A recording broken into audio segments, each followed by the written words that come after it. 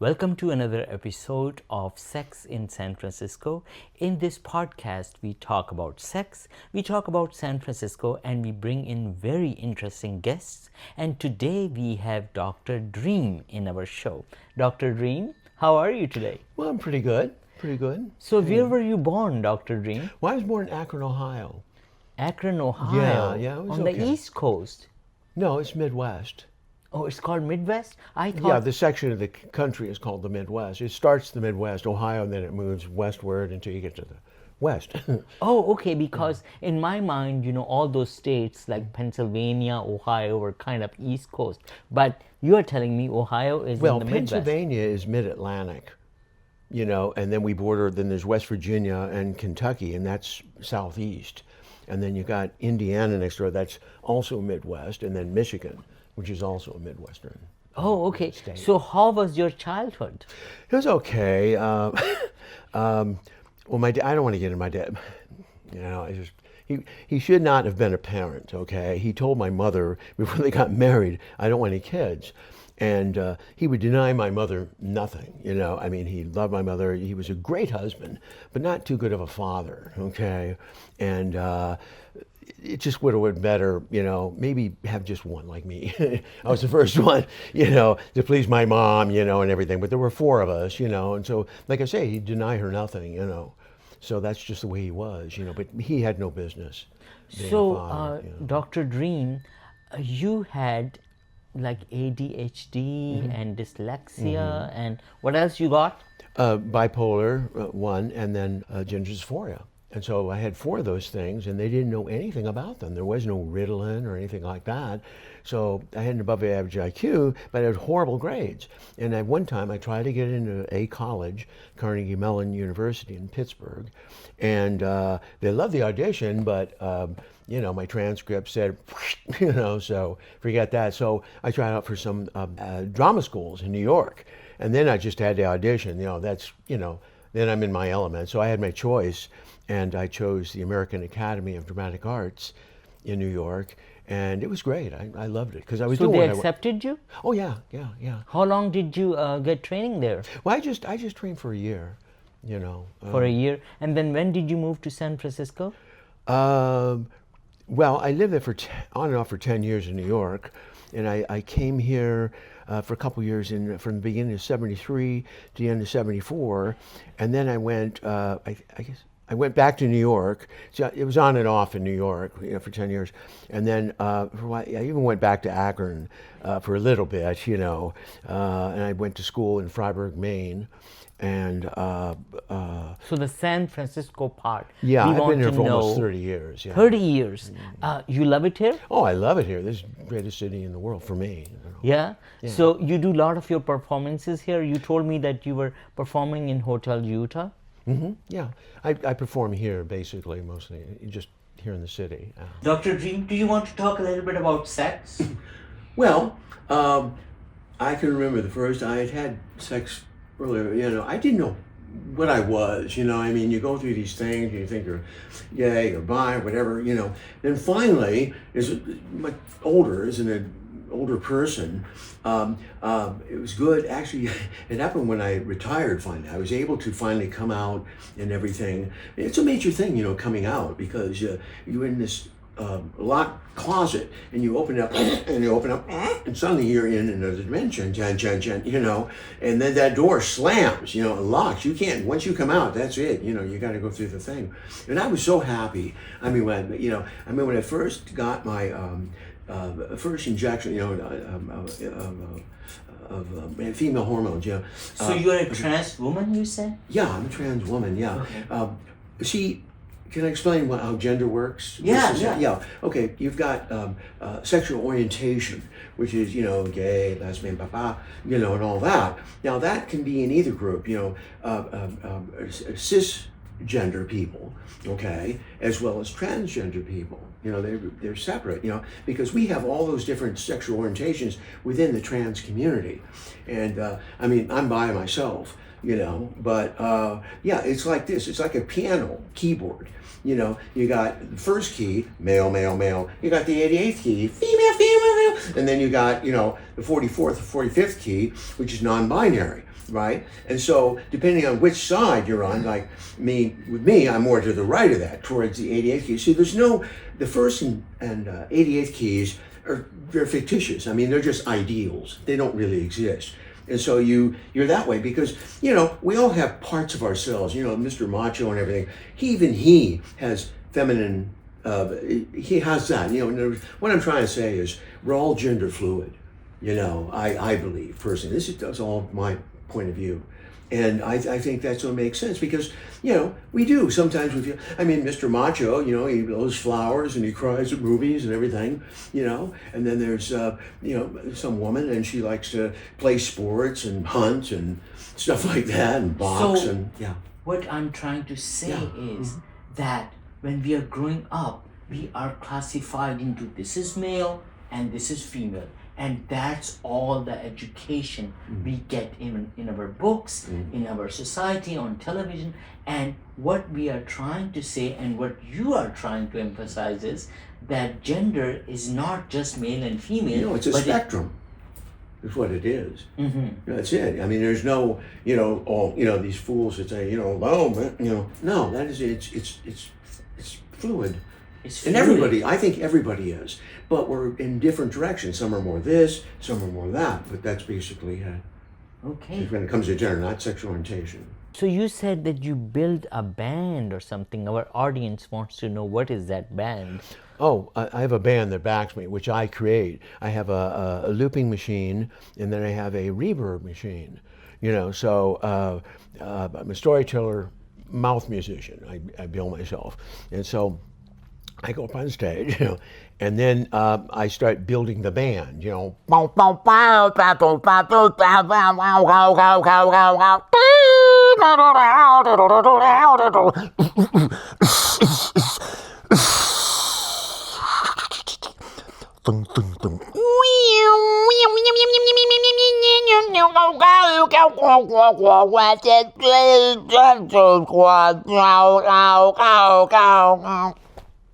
so I build on that.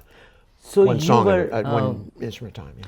so you were telling us a story about the thunder and then the police car and all that. We want to see that. Our audience would love to see that.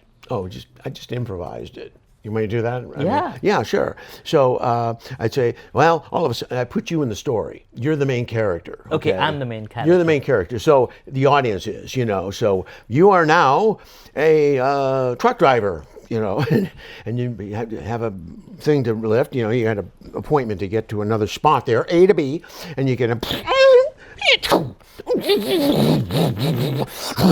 All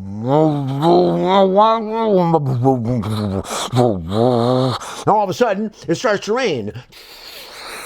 And then, so I'm doing this, normally I just go into the mic, you know, but it sounds bad. And then rain comes down, and you know, lightning and thunder, and the wind's picking up, and your windshield, and they blow off, and you can't see, and you go crashing over the side, and it falls into the water because you're on a bridge. And you're just trying to swim out there. And you get to the land there. And then you get up, and all of a sudden, there's a dragon! I had a little echo all the time. Hey, hey, hey, and then suddenly, the dragon sees you and starts breathing fire. You know, singeing your clothes and everything because you're wet over here. And then you know, all of a sudden you jump on the dragon's back and he can't find you and he moves along.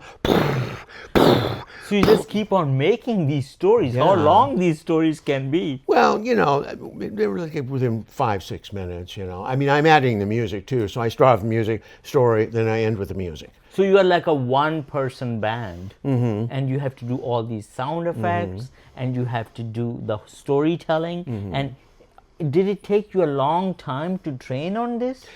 Well, yeah, I always had these abilities, always since I was a little kid. to be honest with you.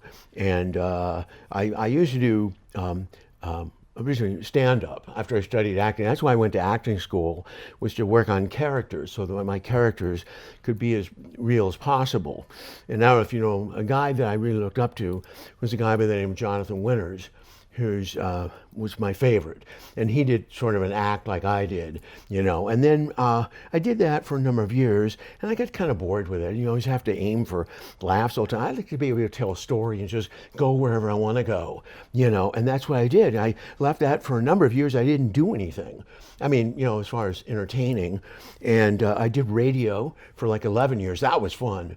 That was one of my favorite things. Orson Welles once said that was his favorite medium of all mediums, and it is fun. All you need is scripts, actors, a director, producer, sound effects, music. Boom, you got it. You know. And So you also said that you were doing some puppets. yeah, I used to do marionettes, Niccolo Marionette Company that was based in New York, and we were around the country putting on fairy tales, you know, like Jack and the Beanstalk.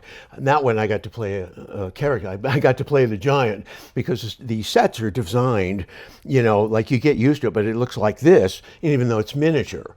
You know, and you're working the puppets, you know, the marionettes. And then I got to play the giant in that one. You know, I used to work the sound too, you know. It was fun. I really enjoyed it, you know, going around and you know, the kids were so, because we performed in front of like grade schools. And so the kids, they'd come and they'd, hey, wow, you know, we felt like rock stars, you know, and we're setting up and all this stuff and everything. Can we help you? No, we'll handle it. Because, you know, and then we go sometimes 4 shows, different places. You know.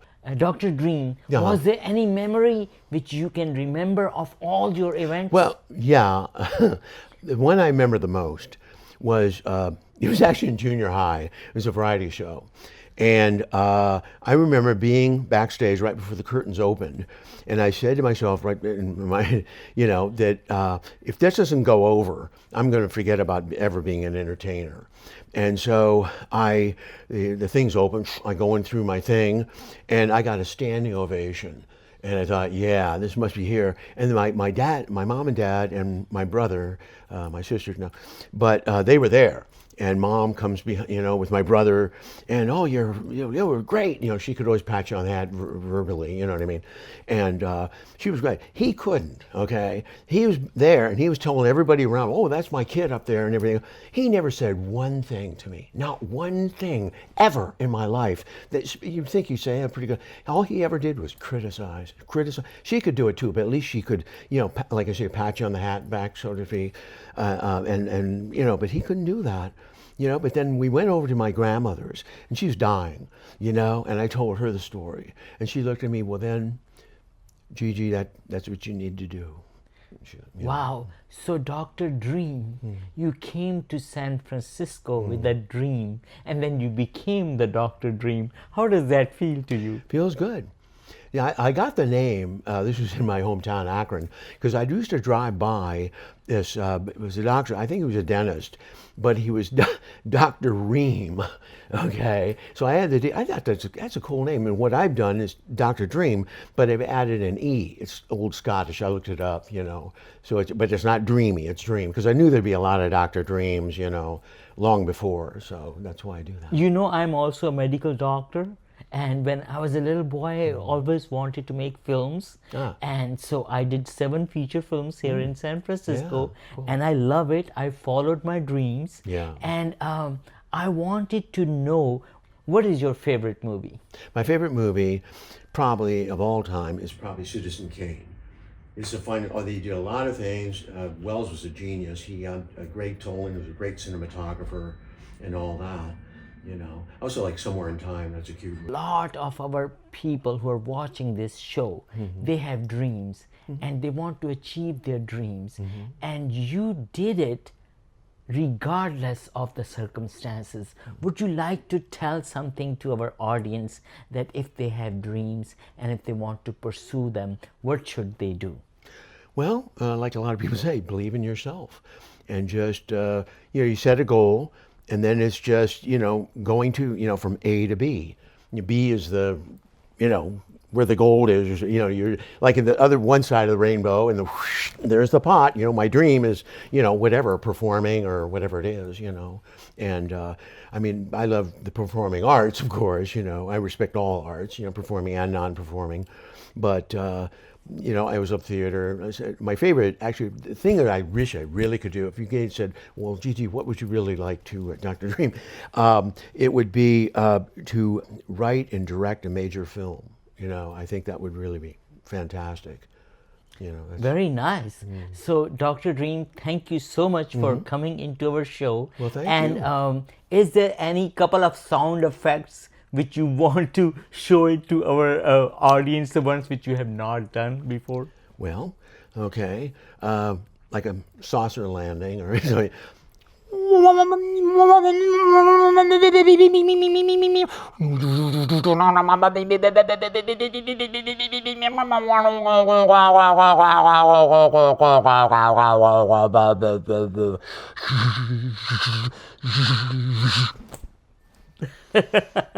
That was wonderful. Thank you so much, and we will see you next time.